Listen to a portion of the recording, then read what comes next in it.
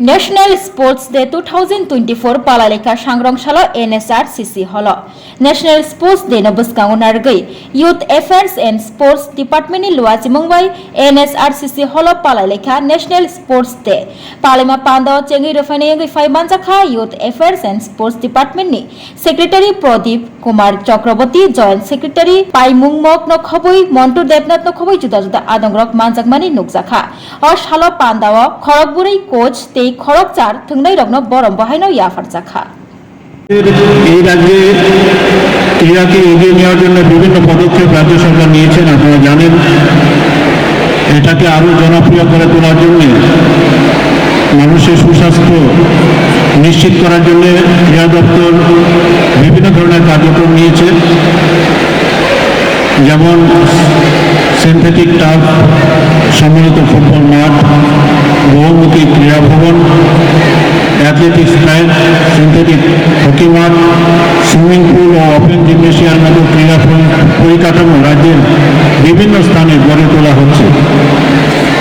এইসব উন্নত পরিকাঠামো ব্যবহার করে রাজ্যের ছেলেমেয়েরা জাতীয় ও আন্তর্জাতিক স্তরে বিভিন্ন ক্রীড়া প্রতিযোগিতায় সাফল্যের সাথে অংশগ্রহণ করতে পারছে এবং পরিকাঠামো গড়ে তোলার মাধ্যমে বিভিন্ন ধরনের জাতীয় স্তরের ক্রীড়া প্রতিযোগিতা আয়োজন করা সম্ভব হচ্ছে আমাদের এই রাজ্যে। আগরতলায় আপনারা জানেন যে জাতীয় খেলা প্রতিযোগিতায় বিভিন্ন বিভাগে অনুষ্ঠিত হয়েছিল আমাদের এই রাজ্যে। সেখানে ছেলেমেয়েরা 6টি স্বর্ণপদক পেয়েছিল, 2টি রৌপ্য পদক ও 1টি ব্রোঞ্জ পদক জয় করেছে। এছাড়া দিল্লিতে 67তম জাতীয় স্কুল খেলা প্রতিযোগিতা অনুষ্ঠিত হয়েছিল, সেখানেও আমাদের ছেলেমেয়েরা 2টি স্বর্ণপদক, 1টি রৌপ্য পদক জয় করেছে। পশ্চিমবঙ্গে অনুষ্ঠিত 67তম জাতীয় স্কুল খেলা প্রতিযোগিতায় রাজ্যের অংশগ্রহণকারীরা 3টি রৌপ্য পদক জয় করেছে। কিছুদিন আগে আপনারা জানেন যে খেলো ইন্ডিয়া ইউনিভার্সিটি গেমসে বিভিন্ন যোগা ইভেন্ট যে হয়েছিল, আমাদের ত্রিপুরা বিশ্ববিদ্যালয়ের মেয়েরা দলগতভাবে রৌপ্য পদক জয়লাভ করেছে। এটা আমাদের এই রাজ্যের কৃতিত্ব। এছাড়া পরিকাঠামো উন্নয়নের জন্য আমরা বিগত কয়েক বছর যাবৎ চেষ্টা করে যাচ্ছি। 2021-22 সালে 50টি ওপেন জিম নির্মাণের কাজ হাতে নেওয়া হয়েছিল, 42টি নির্মাণের কাজ শেষ হয়ে গেছে। উমাকান্তে আপনারা জানেন এখন ফুটবল মাঠ সিনথেটিক এবং সেখানে লাইটিংয়ের ব্যবস্থা করা হয়েছে। সেখানে দিনে এবং রাত্রে ফুটবল সেখানে প্রতিযোগিতা অনুষ্ঠিত করা যায়। এছাড়াও বিভিন্ন সাব ডিভিশনে আমরা সিনথেটিক ফুটবল মাঠের ব্যবস্থা করেছি। 7টির মধ্যে প্রায় 6টি কাজ শেষ হয়ে গেছে, বাকিগুলি কিছুদিনের মধ্যে শেষ হবে। এছাড়াও আমরা আন্তর্জাতিক মানের অ্যাথলেটিক ট্র্যাক কিছুদিন আগে পানিসাগরে স্থিত যে আমাদের রিজনাল কলেজ অফ স্পোর্টস আছে, সেখানে সেটা ওপেনিং হয়ে গেছে। বাদারঘাটে তদ্রুপ সিনথেটিক ট্র্যাকের কাজ সমাপ্তির পথে। এছাড়াও হকি যে ফিল্ড সিনথেটিক, সেটাও আমরা বাদারঘাটে করছি, সেটার কাজও প্রায় শেষের দিকে। আমরা চেষ্টা করে যাচ্ছি যে জাতীয় স্তরের ইভেন্ট ভবিষ্যতে ইন্টারন্যাশনাল স্তরেরও 1-2টি ইভেন্ট আমরা করতে পারি কিনা, সেই লক্ষ্যে স্পোর্টসের ইনফ্রাস্ট্রাকচার ডেভেলপমেন্ট করে যাওয়ার জন্য। আপনারা জানেন মুখ্যমন্ত্রী স্পোর্টস ডেভেলপমেন্ট স্কিম, সেই স্কিমের আওতাধীন বিভিন্ন কর্মসূচি আমরা হাতে নিয়েছি।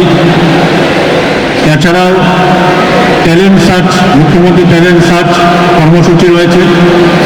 আমরা 52 জন মহিলা খেলোয়াড়কে এককালীন আর্থিক সহায়তা প্রদান করেছিলাম।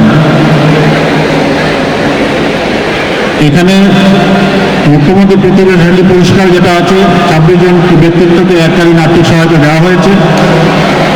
এছাড়াও আমরা মহিলাদেরকে মুখ্যমন্ত্রী ট্যালেন্ট সার্চ স্কিমে লক্ষ টাকা পর্যন্ত অনুশীলনের জন্য বা উৎকর্ষতা বৃদ্ধির জন্য আমরা তাদেরকে আর্থিক সহায়তা প্রদান করতে পারি এবং দেওয়া হচ্ছে।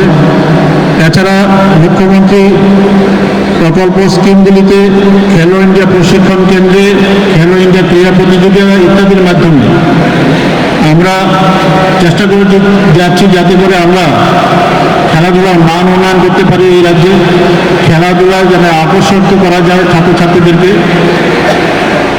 এবং এই বছর আমরা ট্যালেন্ট সার্চের জন্য ট্যালেন্ট হান্ট এরকম একটি প্রোগ্রাম শুরু করব। এটার প্রস্তুতি চলছে।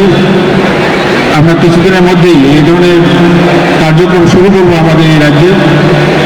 গ্রাম স্তর থেকে, গ্রাম পঞ্চায়েত বা এডিসি ভিলেজ থেকে বাছাই করে ট্যালেন্ট কয়েকটি ডিসিপ্লিনে আমরা ব্লক স্তরে প্রতিযোগিতার মাধ্যমে এবং ব্লক স্তর থেকে মহকুমা এবং জেলা স্তরে প্রতিযোগিতার মাধ্যমে ট্যালেন্ট সার্চ করে আমরা রাজ্য স্তরে আলটিমেটলি কয়েকটি ডিসিপ্লিনে ছাত্রছাত্রীদেরকে বা ছোট ছেলে মেয়েদেরকে বাছাই করে তাদেরকে বিদ্যালয়ে বা বিভিন্ন সহায়তা প্রদানের মাধ্যমে বিভিন্ন ডিসিপ্লিনে যাতে তারা প্রতিযোগিতায় প্রশিক্ষণ পেতে পারে সেই লক্ষ্যে আমরা কাজ করে যাচ্ছি।